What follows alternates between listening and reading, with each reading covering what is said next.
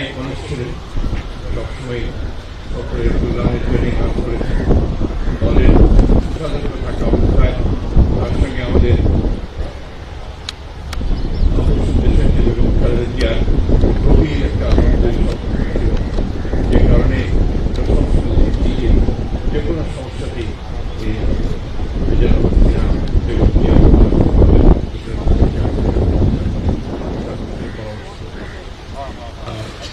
আমরা এবার তাকে মনোনয়ন করার জন্য আমাদের প্রধানমন্ত্রী আমাদের দলের প্রধান নিশ্চিত করেছেন কিছু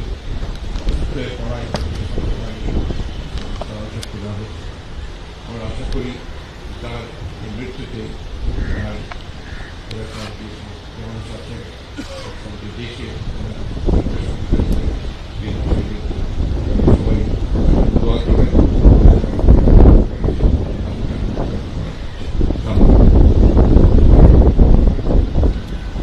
ধন্যবাদ স্যার।